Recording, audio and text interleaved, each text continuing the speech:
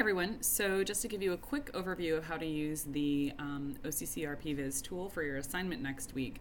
You can see I'm logged in. It's free to get an account. You'll just have to, give them your details and then reply to a confirmation email.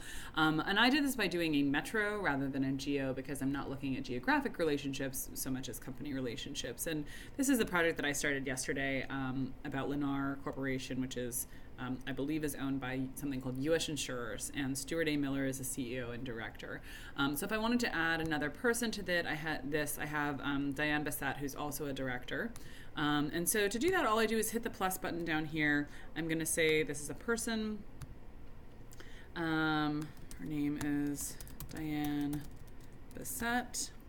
I'm going to add a little bit of a location here. I'm just going to say Miami, Florida. And I can add more details. I don't actually know that much about her right now. I could go to Google and add some more details there, which would be great. But I'm just going to go ahead and say add entity. And what you'll see is that it just comes up as, kind of a generic person. Now if I want to link her, I can say Diane Bassett is a new link. Whoops. To U.S. Insurers, and then I'm saying what kind of link is this, and so I'm going to list her as an employee of U.S. Insurers. She's a director, and that's really all there is to it. On the value, this is a little weird. It's basically a description.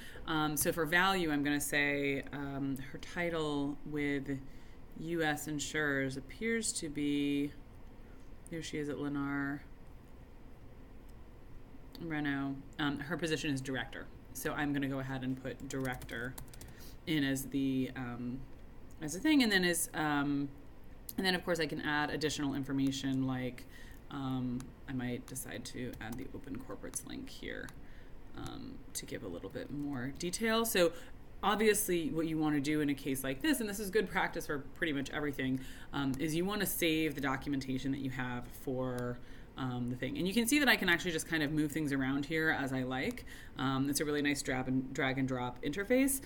So the idea here is just to put together 10 entities with ideally as much information as you can, so that you can start to build out this network map of the company that you're looking at. So as we discussed in class, you can start with the public records and the corporate records, but also just think about things like social media searches, LinkedIn searches, things like that, that can add some richness and detail, and rather than just sort of what you get off of the public filings. If you have any questions, please post them to Piazza, and I look forward to seeing you all next week.